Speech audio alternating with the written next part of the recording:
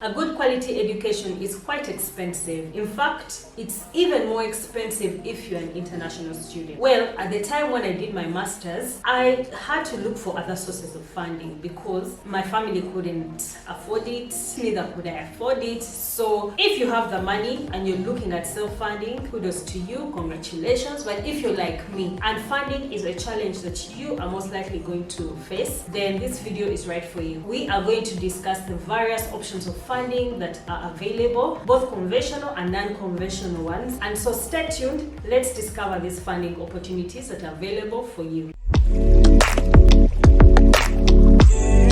So for conventional funding options, one of the places that you want to look at is the university you're applying to. In fact, universities have a section on their website that has funding or financial need applications. So check their websites, and if in doubt, write to the university and they will send you either a list of scholarship opportunities or they will guide you to their website on where to search and find these opportunities.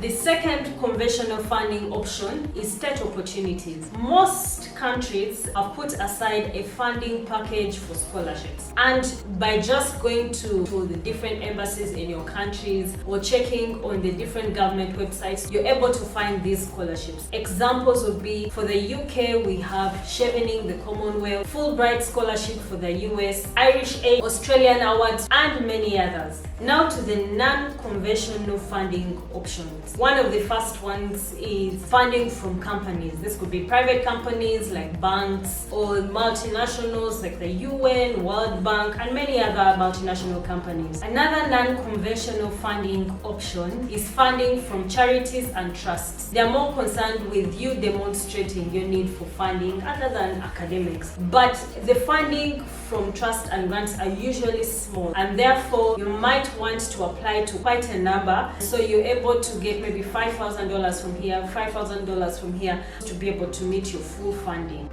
Examples of this include the Wellcome Trust and Carnegie Trust, but there are many more others than that. Another non-conventional funding option is special purpose funding bodies. These are majorly movements and communities that pull sources together to push a certain movement or agenda that is common to these organizations. For example, some could be pushing sports, sexual orientation, religion, and many other interests. So what you're passionate about would actually lead you to your next scholarship, but make sure that you meet the criteria. And if you try to fake it, they will fish you out. So make sure that you meet the criteria before you apply to this kind of funding. The last non-conventional funding option that I'm going to speak about is the student loans. Unfortunately, there's never enough funding to go around for everyone. And so you might find that if you have failed to get any other funding opportunity, you might look into student loans. Some of the student loans that you can get can be from organizations, friends, and family. For example,